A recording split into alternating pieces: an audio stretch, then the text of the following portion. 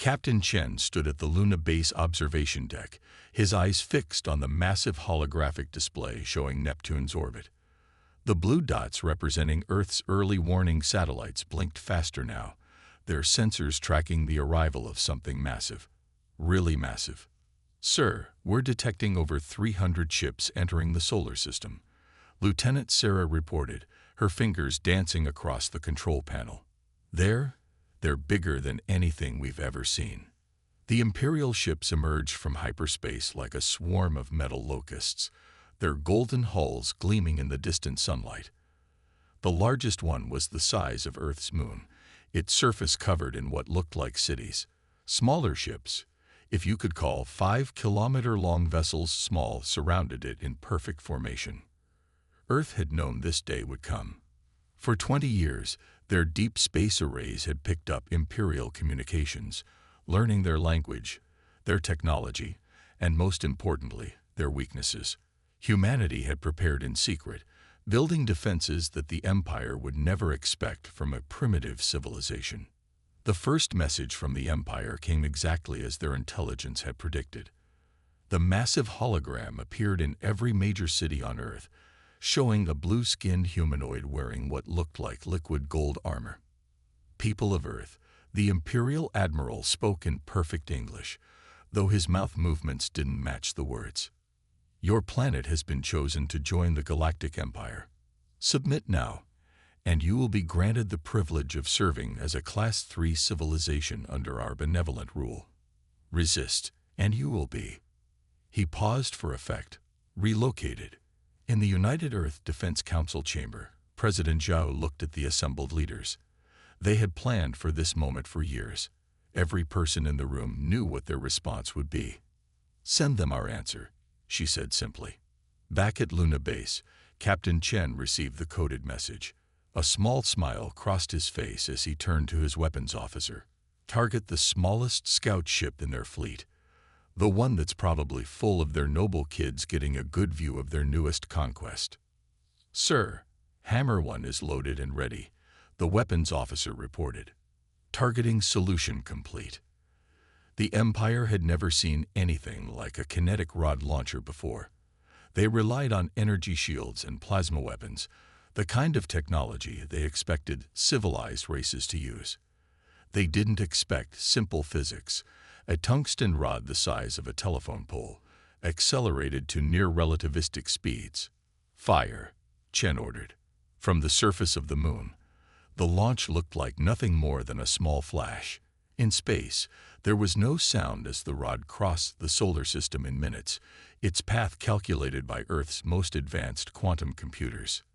The Imperial scout ship never had a chance to raise its shields. Their sensors, designed to detect energy weapons and missiles, didn't even register the rod until it was too late. The impact split the vessel in half as cleanly as a hot knife through butter. The two pieces drifted apart, spilling atmosphere and debris into space. Silence fell over the Imperial fleet. For the first time in 3,000 years, someone had dared to strike first against them. Earth's response came next, broadcast on all Imperial frequencies in their own language. "The Sol system is a no-entry zone for the Galactic Empire." This was a warning shot. The next one won't be aimed at an empty scout ship. In the Imperial flagship, the Admiral watched the replay of the scout ship's destruction for the 10th time. How had they done it? Where was the energy signature? The explosion? The shield penetration? His questions multiplied as his analysts reported something even more disturbing. Earth had responded in perfect Imperial standard, using their own military frequencies. Looking at the blue-green planet in the distance, the Admiral felt something he hadn't experienced in centuries: doubt. They had definitely underestimated this primitive world. Senior analyst Vixith rubbed his large eyes as he studied the data for the 100th time. Around him, the Imperial flagship's analysis chamber was filled with the Empire's brightest minds, all equally confused by what they were seeing. "This makes no sense," he muttered, pulling up another hologram of Earth's defenses. "Their technology, it's going backwards from what we expected." On the main screen, Images from their deep scans of Earth flashed by. Instead of the standard antimatter reactors that every developing civilization eventually created, humans were using an oddly efficient form of nuclear fusion. Where there should have been standard shield generators, they found massive railgun platforms on their moon. Their computers weren't built with crystal matrices, but with something the Empire's scientists had never seen before: quantum systems that operated on completely different principles. "Report to the Admiral," a voice commanded from behind him. Vix turned to see Admiral Krentel entering the chamber, his golden armor reflecting the light from countless screens. "Sir," Vix straightened up. "The humans, they're not following any known technology path. It's like they took a wrong turn somewhere and just kept going." "Explain," the Admiral ordered, his four eyes narrowing. Vix pulled up an image of the kinetic rod that had destroyed their scout ship. "Look at this weapon, sir. No civilization we've ever encountered would build this. It's primitive, just a piece of metal." But he paused. "It works perfectly against our shields because it's not an energy weapon. Our defenses aren't designed to stop physical objects moving at that speed." In another part of the ship, Junior Engineer Telma was having her own disturbing revelation. She had been tasked with analyzing human communication systems and found something that shocked her. "Sir," she called her supervisor over. "The humans, they're using encryption we can't break. But it's not because it's advanced.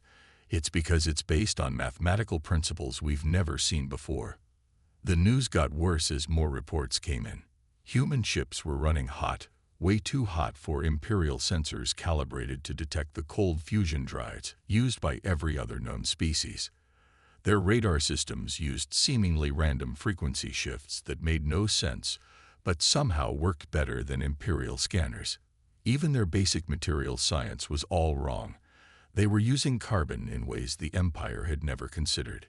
Admiral Krentel called an emergency meeting of his command staff. The holographic projections of 24 Imperial officers appeared around the conference table. "We have a problem," he began. "The humans aren't primitive. They're different, and different is dangerous." He showed them footage from Earth's public networks. Humans fixing their own vehicles instead of using automated systems. Children learning complex mathematics without neural implants. Soldiers training for combat without simulation chambers. "They're doing everything the hard way," one officer observed. "But why?" "Because they don't know there's an easy way," another replied. "They've developed everything from scratch, solving problems we solved differently thousands of years ago." A silence fell over the room as they realized what this meant. The Empire's standard tactics, developed over millennia of crushing primitive civilizations, wouldn't work here. Their technological superiority meant less than they thought. "There's more," Vix added, bringing up new data.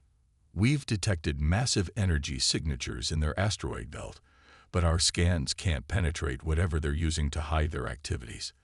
They've had decades to prepare for us, watching our transmissions, learning our weaknesses." The Admiral looked out at the distant blue planet. In 3,000 years of Imperial expansion, they had never encountered a species that had developed like this. The humans weren't just on a different technological path. They were blazing their own trail entirely. "Prepare the first wave," he ordered finally. "But be ready for anything. These humans, they're not what we thought they were." Little did he know, that was exactly what Earth had been counting on. "Imperial ships are moving," announced Lieutenant Sarah, her eyes fixed on Luna Base's main display. 300 vessels approaching Mars orbit. Captain Chen nodded calmly. Earth had been waiting for this moment. "Send the signal to Admiral Rodriguez. Operation Hornet's Nest is a go." In the darkness of the asteroid belt, thousands of small lights suddenly winked on. What the Empire had dismissed as mining debris came alive. Humanity's secret weapon was about to be revealed. Admiral Krentel stood proudly on his flagship's bridge. "Begin the attack. Show these humans the true power of the Empire." His fleet moved forward in perfect formation, their golden ships gleaming in the sunlight. The first surprise came from Mars. The red planet's surface erupted as hidden doors opened in the desert, revealing massive railgun batteries. Before the Imperial ships could raise their shields, dozens of tungsten rods screamed through space. "Evasive action," Krental shouted. But it was too late. 20 Imperial ships split apart like paper in a shredder. Their shields, designed to stop energy weapons, were useless against simple metal moving at incredible speeds. But the Admiral smiled. They had expected this after the first demonstration. Launch fighters overwhelmed their primitive weapons. That's when the second surprise hit them. From the asteroid belt, a cloud of small objects appeared on their sensors. At first, the Empire thought they were just rocks. Then the objects changed course. Drones. Someone screamed. Thousands of them. Earth had spent years building autonomous drones in secret asteroid bases. Now they swarmed toward the Imperial fleet like angry wasps, each one carrying a small but powerful explosive charge. The Imperial fighters, used to one-on-one dogfights with other large ships, found themselves overwhelmed. The human drones were too small, too fast, and there were just too many of them.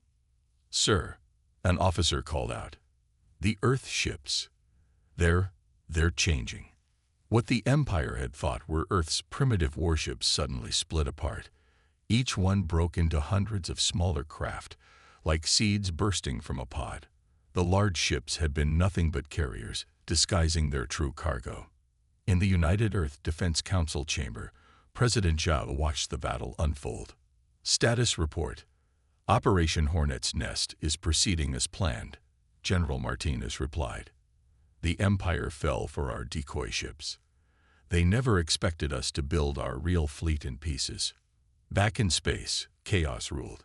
Imperial ships found themselves caught between three threats: the relentless railgun fire from Mars, swarms of explosive drones from the asteroid belt, and hundreds of small, agile Earth fighters attacking from unexpected directions.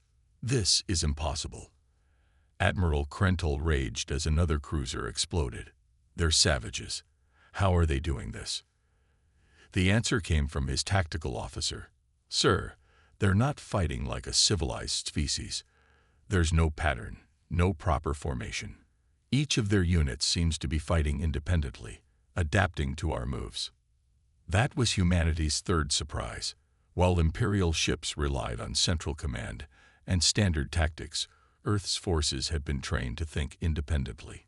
Each drone swarm, fighter squadron, and ground battery had its own commanders making real-time decisions. After losing 60 ships in less than an hour, Admiral Krental finally gave the order to retreat. The mighty Imperial fleet, which had conquered 1,000 worlds, turned and fled from the Sol system. In Luna Base, Captain Chen allowed himself a small smile as he watched the Imperial ships run. "Send word to Earth. First wave repelled. Minimal losses on our side." The celebrating crew fell quiet when he added, "But they'll be back. And next time, they'll be ready for our tricks." Humanity needs to prepare for something bigger. Looking at the debris of Imperial ships floating in space, Chen knew one thing for certain. The Empire had just learned that conquering Earth wouldn't be as easy as they thought. In fact, it might not be possible at all. Imperial researcher Zinva sat in her laboratory, surrounded by screens showing footage from the failed attack on Earth. But she wasn't watching the battles anymore. Instead, she studied recordings of individual humans going about their daily lives. "Show me the repair bay footage again," she commanded. The screen lit up with images from a captured spy drone. In it, a human crew was repairing a damaged fighter ship. No robots, no automated systems, just humans with tools, working together, solving problems. "Fascinating," she muttered, making more notes. "They're all like this." Her door slid open, and Admiral Krental entered. After the defeat at Earth, he had become obsessed with understanding their enemy. "Tell me you found something useful," he demanded. Zinva nodded, pulling up more footage. "Sir, we've been looking at humans all wrong. Their strength isn't in their technology, it's in themselves." She showed him a series of clips, human soldiers training in mud and rain, students learning without neural implants, pilots practicing emergency repairs, civilians growing their own food. Look at their children. She pointed to a playground scene. They're not just playing. They're learning to solve problems, to compete, to work together. Everything they do from birth prepares them for survival. In another part of the Imperial flagship, military analyst Rex Tor was making his own disturbing discoveries. He watched footage of human military exercises, comparing them to Imperial training. "Sir," he reported to his commander, "human soldiers don't just follow orders. They're trained to think independently. If their communications are cut off, they keep fighting. If their equipment fails, they improvise." The evidence kept mounting. While Imperial citizens relied on AI for everything from cooking to spacecraft maintenance, humans deliberately limited their AI systems. They kept essential skills alive, passed down from person to person. Admiral Krental called another emergency meeting with his staff. This time, the mood was grim. "We've discovered why Earth has been so difficult to conquer," he began. "Their planet. It's what we would call a death world." Gasps filled the room. Death worlds were planets so dangerous that most species couldn't survive on them. Earth, they had learned, had everything from devastating storms to deadly predators, from extreme temperature changes to constant natural disasters. Humans didn't just survive these conditions, Zinva explained to the stunned officers. They thrived in them. Every human is born into a world that's trying to kill them, and they've spent their entire history learning to fight back. She showed them more evidence. Humans living in frozen wastelands, desert communities surviving without water processors, island populations facing massive storms.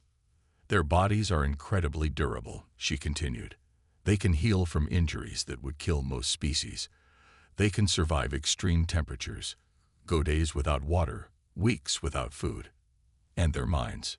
She paused. Their minds are always ready for a fight. The Admiral watched the footage with growing concern. Humans working 3 jobs to survive. Humans pushing through exhaustion to achieve goals.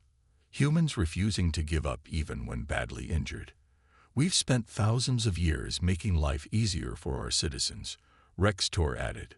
"Humans spent their time getting tougher. Every one of them is a potential warrior because their whole lives have been a battle for survival." The reality hit them hard. They weren't fighting a primitive species. They were fighting survivors, warriors shaped by endless challenges and conflicts. "So how do we beat them?" someone asked.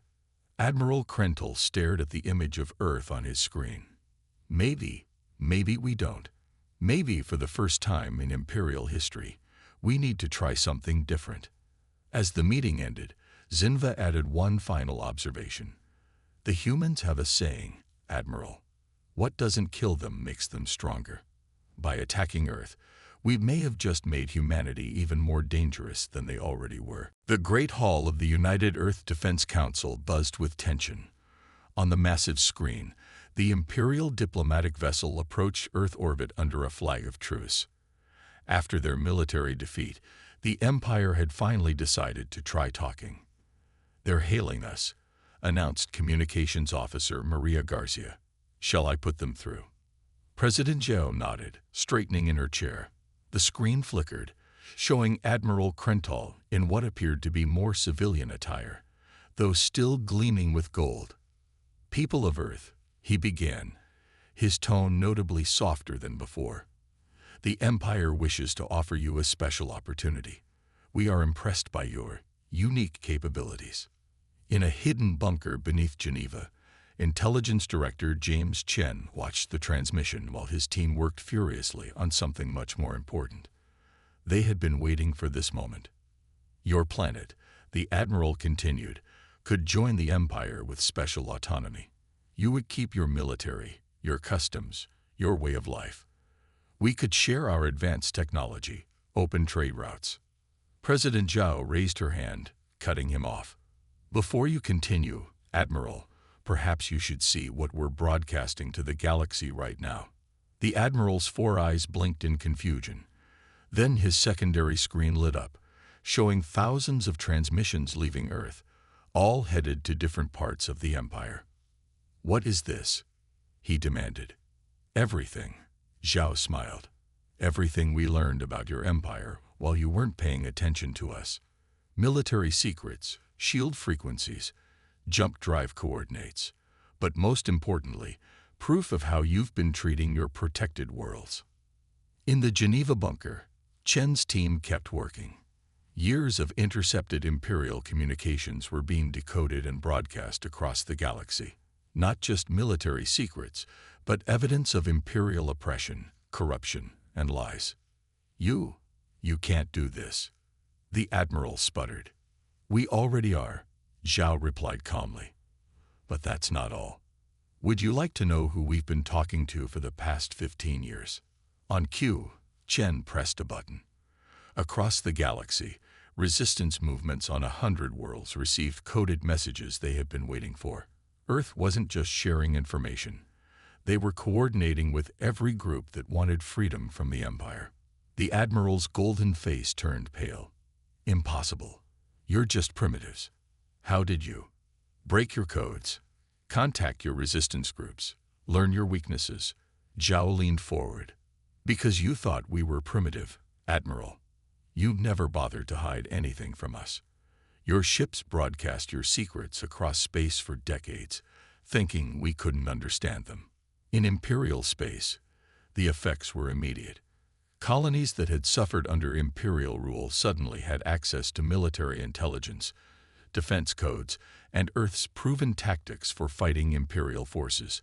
The resistance movements, secretly trained by human advisors, began their coordinated strikes. Your empire made 3 mistakes," Zhao continued as reports of uprisings flooded in. "First, you underestimated us. Second, you threatened us. But your biggest mistake, you showed us that there were others out there suffering under your rule." The Admiral's image flickered as his ship received urgent messages from Imperial Command. Dozens of worlds were already in open revolt, using Earth's tactics and technology. "This isn't diplomacy," he growled. "This is war." "No, Admiral," Zhao corrected him. "This is freedom. Earth didn't just learn to defend itself. We learned to teach others to fight back. Your empire isn't just facing Earth anymore. You're facing every world that wants to be free." As the Admiral's image vanished, the Council chamber erupted in activity. Reports were coming in from across the galaxy. Imperial ships were retreating from multiple systems. Resistance forces were seizing control of strategic locations. The carefully planned revolution had begun. "Send word to our allies," Zhao ordered. "Tell them what we've learned. The Empire isn't invincible. They can be fought. They can be beaten. And we'll help them do it." The diplomatic dance was over. Now the real war would begin. The Resistance Command Center on Mars base was a storm of activity. Holographic displays showed battles erupting across hundreds of star systems. Captain Chen, now promoted to colonel, watched as green dots representing liberated worlds multiplied across the galactic map. "Another victory in the Centauri sector," reported Lieutenant Sarah, now a seasoned veteran. "The reptilians have taken control of 3 Imperial shipyards using our tactics." On the main screen, footage showed alien resistance fighters using modified Earth weapons. The reptilians, with their natural strength, had become experts with handheld railguns. The bird-like Avari excelled at drone warfare. Even the peaceful Luminary had learned Earth's cyber warfare techniques. "How's the new Alliance fleet coming along?" Chen asked. Sarah brought up images from Jupiter's shipyards. Massive vessels were under construction, but they didn't look like typical Earth ships. These were hybrid designs, combining technology and ideas from a dozen different species. "The Avari contributed their stealth systems," Sarah explained. "The reptilians added their armor designs. And the Luminary. Sir, their energy systems combined with our fusion drives are incredible." In Imperial space, Admiral Krental faced the Empress herself. The holographic projection of the golden-skinned ruler towered over him, her 6 eyes blazing with fury. "How did this happen?" she demanded. "How did one primitive world cause all this?" They united them, Krental replied, his voice heavy. The humans didn't just teach our subjects to fight. They showed them how to work together. Species that never trusted each other are now sharing technology, resources, strategies. On Earth, President Joe met with representatives from 20 alien species in the underground bunker of Geneva. The room was a strange mix of creatures, scaled, feathered, crystalline, and more. All of them were former Imperial subjects. All of them were now allies. Earth's greatest strength, she told them, isn't our weapons or our tactics. It's our ability to adapt and work together. Now we share that strength with you. The alien leaders nodded. They had seen how humans could bring different species together, find ways to combine their unique abilities, and turn weaknesses into strengths. A massive explosion rocked the bunker. Above ground, Imperial loyalists had launched a surprise attack on Earth. But this time, Earth wasn't fighting alone. Avari stealth fighters screamed through the sky, their advanced cloaking systems confusing Imperial targeting. Reptilian ground forces charged Imperial positions, protected by luminary energy shields, and human special forces coordinated it all, applying their combat experience to direct each species where they could fight best. The Empire thought dividing us made them stronger, Chen told his mixed-species crew on the Mars Command Center. Instead, they gave us allies everywhere. Every world they conquered became a potential friend. The battle for Earth was over in hours.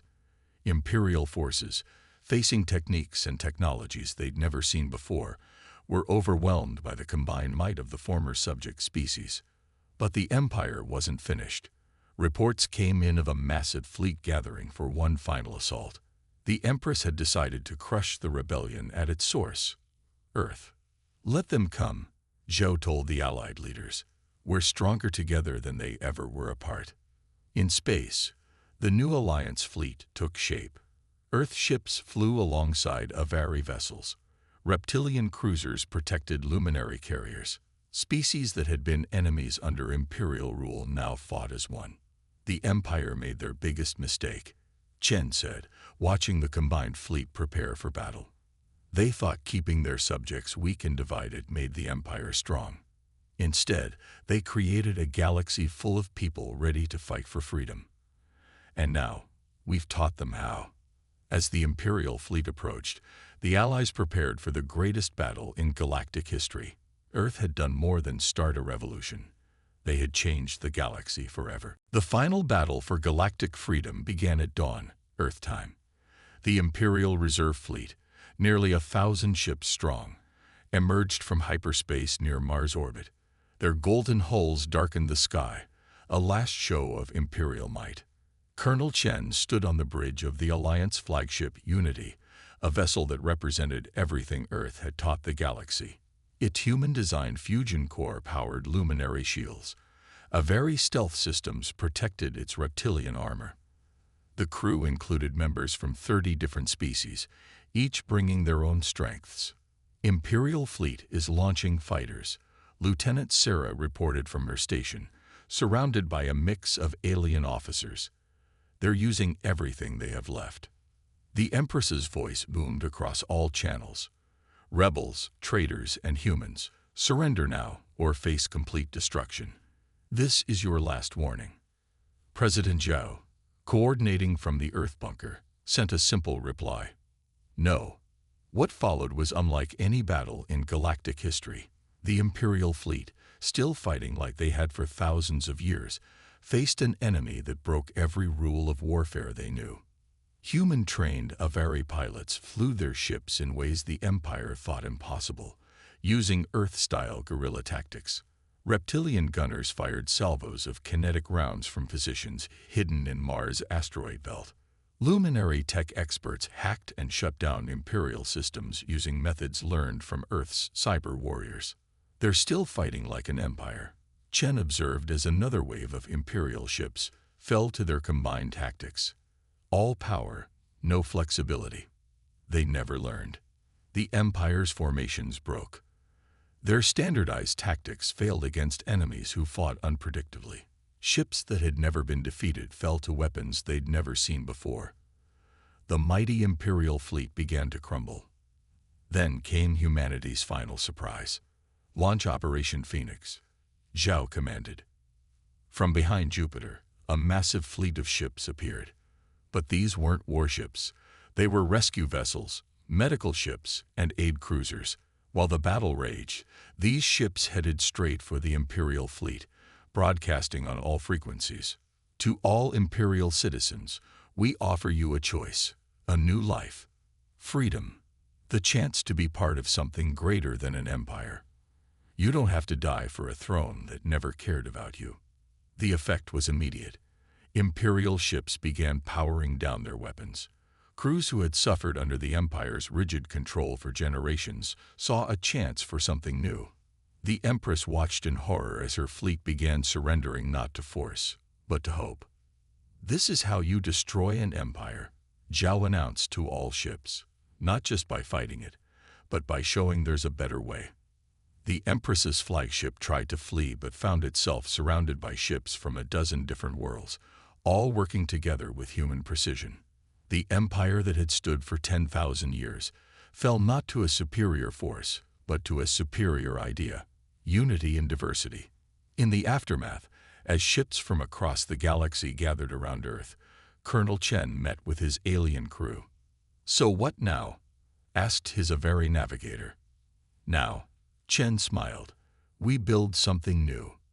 Not an empire, but an alliance. Not subjects, but partners. Earth will help anyone who wants to learn, grow, and work together." The news spread across the galaxy. The empire had fallen. But instead of chaos, a new order emerged. The Alliance of Free Worlds, headquartered on Earth, became a place where any species could contribute, learn, and thrive. Years later, visitors to Earth would see a monument in Geneva. It showed humans and aliens working together, with a simple inscription below: "To the Empire, we were primitive. To the galaxy, we became teachers. To the future, we are all one." Earth had done more than defeat an empire. They had shown the galaxy a new way forward, together. And that was humanity's greatest victory of all.